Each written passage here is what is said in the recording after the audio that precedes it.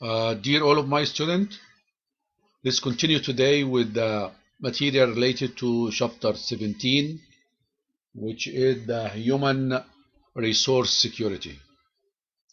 It looks like from the wording here, it's simple security, but this is the most critical security in the security category.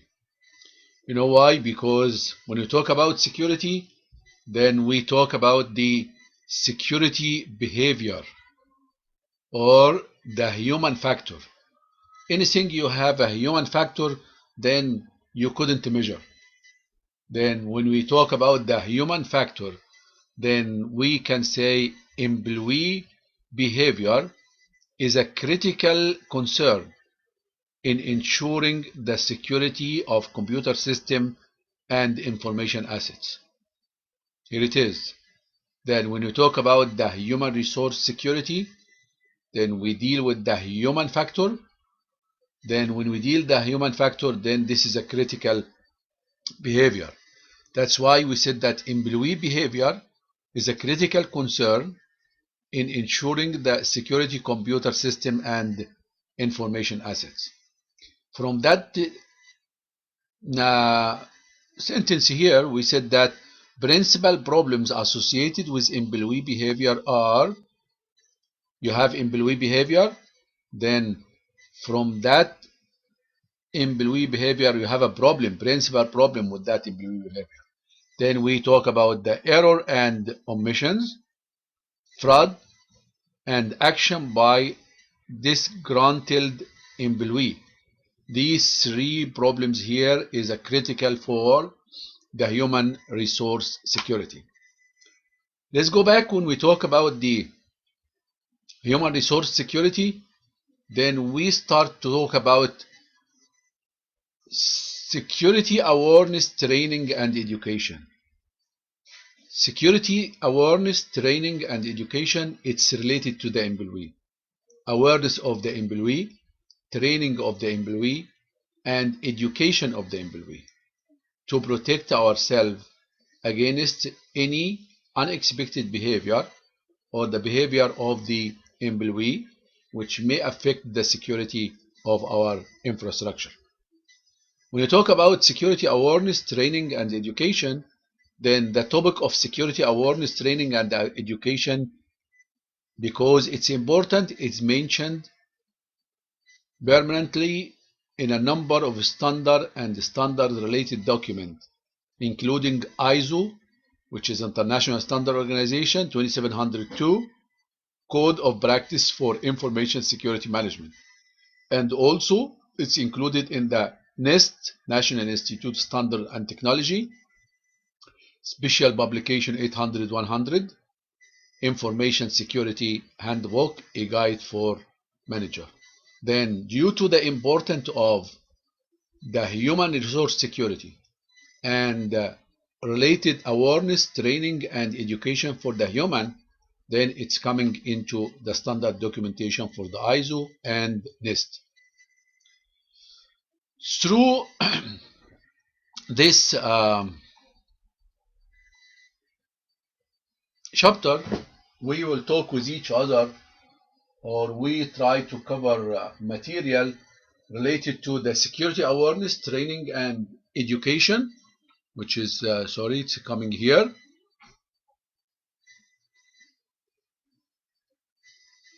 And we will continue with each other. How is the motivation of that security awareness training and education? How is the awareness, how is the training, and how is the education?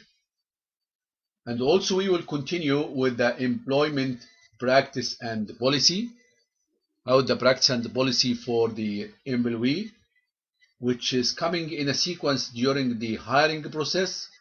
It means that security in hiring process, security during employment, and security at termination of the employment. Then when we talk about the period of employment, then when you hire someone for working in your organization, then you have to have what we call security policy for hiring this for the hiring process. And also during the employment, it should be continue policy and management for the employment inside your organization. And also when he terminated from your job, there is a policy for that termination. Then we will talk about the security awareness, training and education. We will talk about the employment practice and the policy.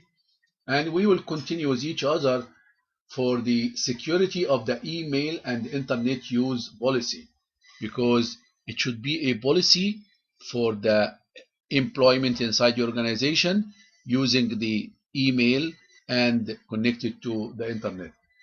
By the end of this chapter, we will cover the material related to what we call computer security incident response teams. Then the team which is related or responsible for security incident response. We have different issue, what we call detecting incident, responding to incident, documenting incident, and information flow for incident handling. Then through that chapter, we try to cover as much as we can the security related to the human resource. Again, security awareness, training and education, secure employment practice and policy, dealing with the email and internet policy, and the team which is respond for the incident during the daily operation. Let's go here, and we said that when we have the awareness, training and education as a security awareness, training and application program, which provide for major benefit to the organization. It's benefit for the organization. It is not only for the employee, but it's benefit for the organization itself. Then it's improve employee behavior, increasing employee accountability, mitigating liability for employee behavior, compiling with regulation and contractual obligation.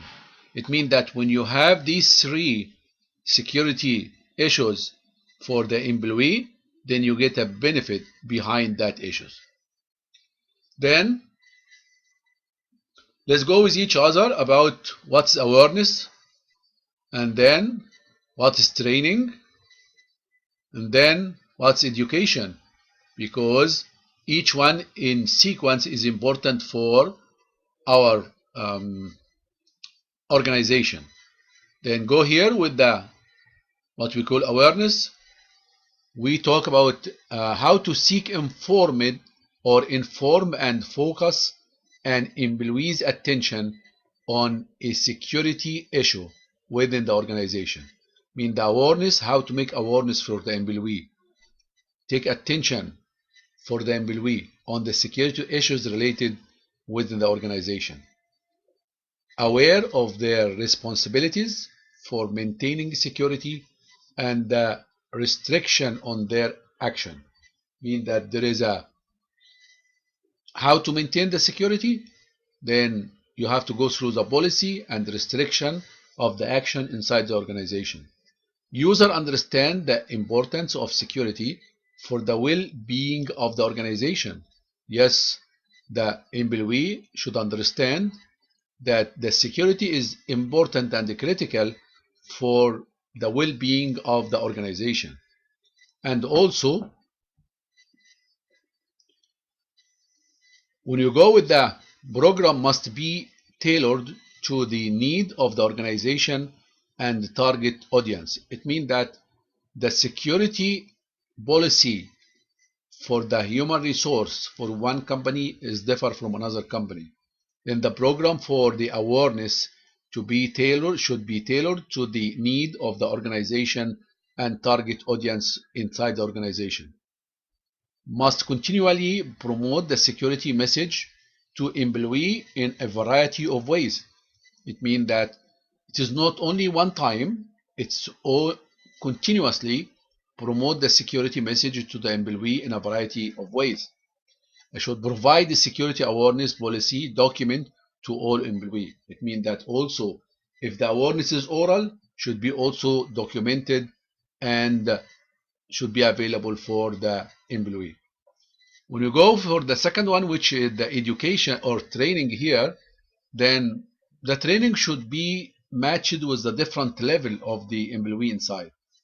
We have to have a um, training for the general user, training for the programmer, developer, system maintenance, training for the manager, and training for the executive.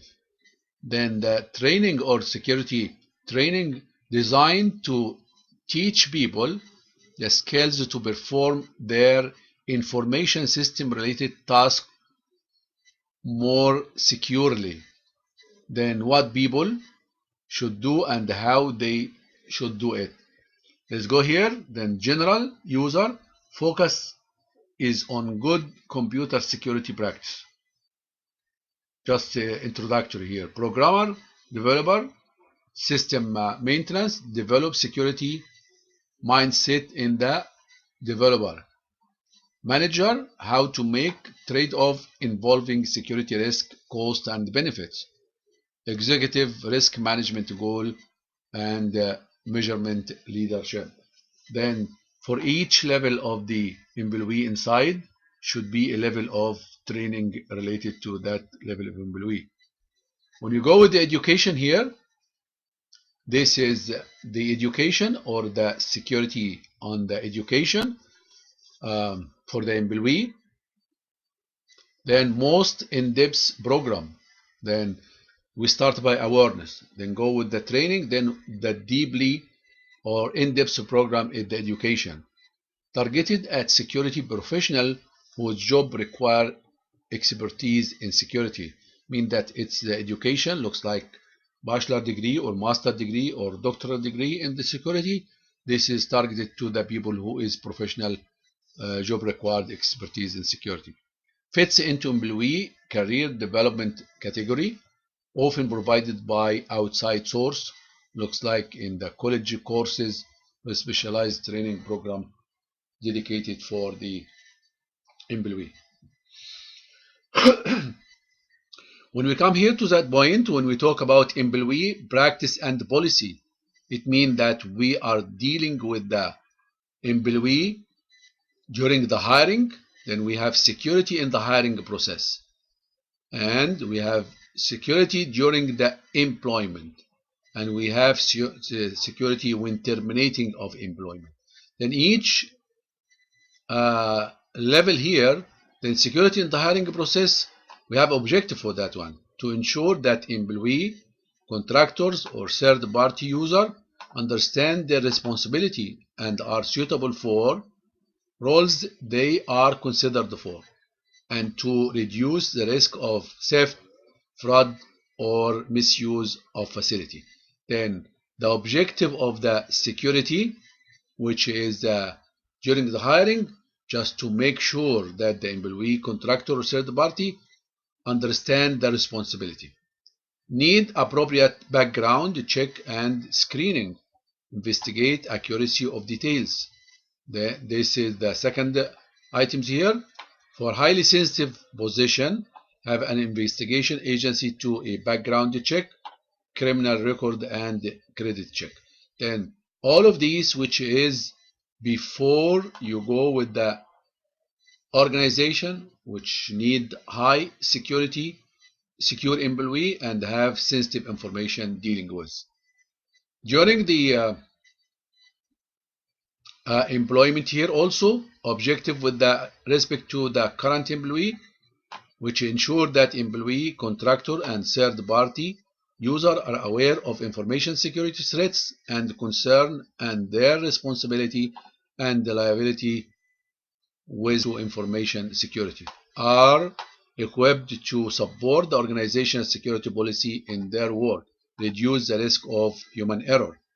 Then go with the termination of employee, termination security objective. It should also objective ensure employee, contractor, and third party user exit organization or change implement in an orderly manner.